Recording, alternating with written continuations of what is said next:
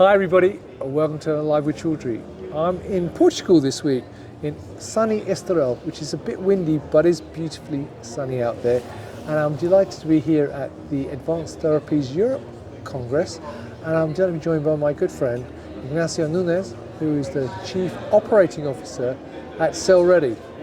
And you may or may not remember, but I interviewed Ignacio in June earlier this year in Vancouver, which was sunny and rainy actually, but also cold earlier in the year. And we're going to catch up with Ignacio to learn a bit more about what's been happening at CellReady. But first of all, Ignacio, it's lovely to see you. How are you? Good to see you, everyone. Well, awesome. The last time you and I chatted, you were about to rush off to catch a plane back to Spain to watch the Champions League final with Real Madrid. So for those people who've been waiting since June to find out what happened, what did happen when you got back? We won. That's Real Madrid won, you mean, obviously. Well, that's good to know. Now, I know you and I caught up in June, but for people not familiar with CellReady, can you give us a quick background on CellReady and what the relationship is with ScaleReady? CellReady is a Durex-centric CDMO. We manufacture cell therapies. We are in Houston, Texas. We aim, or our vision is to structurally reduce the cost of cell therapies by applying standards, by unlocking the full potential of Durexes, training people or showing people the right manner to get the maximum out of Durex. Now, CellReady is the CDMO, and ScaleReady is the medical device branch, if you will, of consortium. We are users of their technology, so ScaleReady is medical device end-to-end ecosystem with Durex and all the devices and ecosystem around Durex, and CellReady is pretty much the CDMO using that technology. Right, okay. We are actually the first CDMO in the world that is Durex-centric, and the results that we are achieving are truly one of a kind. We believe we are really changing the industry as a whole by unlocking the potential of something that has been around for a while, but it still has a long way to go in relation to delivering what we believe it could deliver, do for the industry. Right, okay. Now, this week at Advanced Therapies, I know you were involved today, for example, in a panel discussion this morning, and you also had a workshop at lunchtime. So what were those discussions about, and what did you get out of those talks? Well, look, we are facing a paradigm shift in cell therapies. What I believe is, since the first approval in the United States, that was 2017, the first therapy approved by the FDA, somewhere around August, there was an enormous amount of funds, interest, everybody turning into cell and gene therapies. And it seems there was an unlimited amount of interest, effort, and money coming in. And then, fast forward, COVID happened, and all of a sudden the industry went dry. And it seems that there is no more funding coming in, but actually, what I believe was potentially triggered by COVID. But the truth of the matter is, the cell therapy industry is going through one of the first continuous improvement cycles that has happened multiple times already in other industries, such as medical devices, pharma, biotech, food industry, or not even life science. You could go to cars, you could go to coffee machines, televisions, right? So you have a new technology, and then you start deploying standards. You start getting much better, and eventually costs become more efficient simply because your processes are better. Now, the way I see the cell therapy industry is, because there was so much attention, so much money coming in, companies were not really optimizing their processes and being cost efficient, and now they are forced to it. So it's either you get better or you're not going to make it. if you apply lean manufacturing concept, which is pretty much the core of any continuous improvement methodology, all those continuous improvement cycles started out of necessity, out of desperation. It's either or you improve or you are out of business, right? Sure. And there is a very famous example with Toyota back in 1940s. Is where it started the lean manufacturing in Japan. Toyota was literally months far from going bankrupt because they were in heavy competition with Ford, and they were not even close to a competition. So out of desperation, they jumped into lean manufacturing, right? So now in 2024, we see that something very similar is happening to the industry. And although people may see it as something negative, I think it's very positive, because guess who is at the end of that road?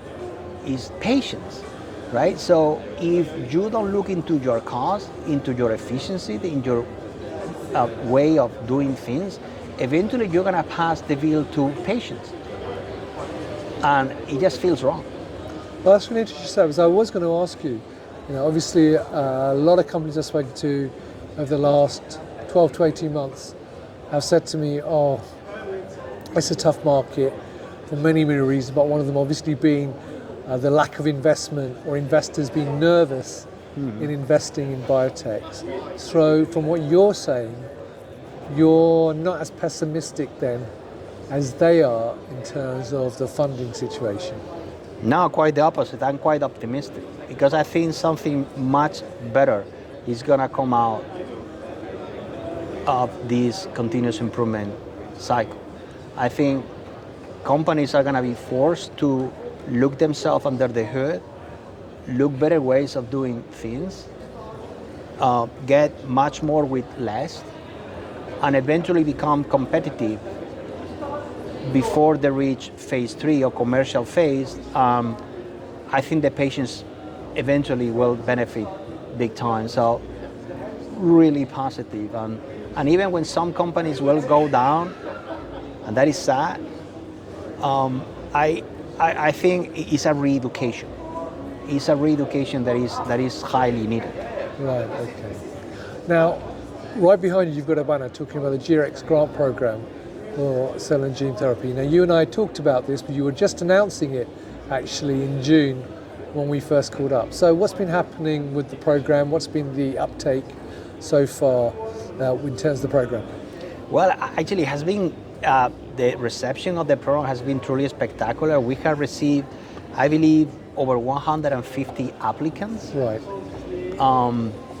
So it has been an overwhelming reaction. But if you think about it,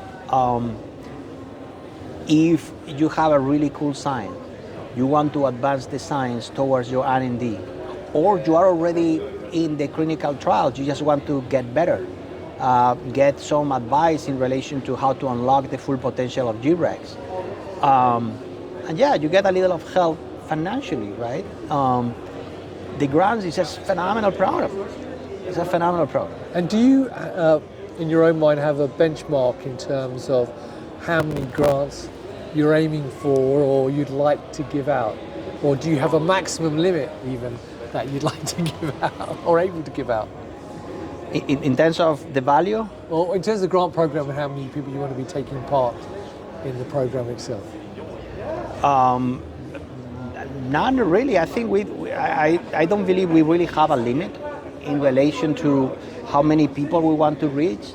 I think if the program is successful, there is a lingering idea of whether or not we're going to expand the program.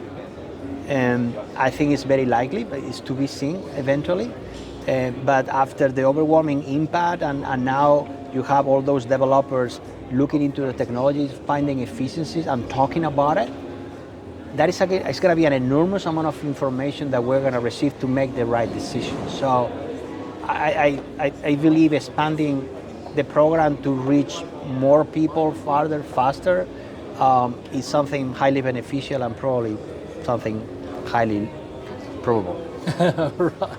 Well, final question for you, Ignacio.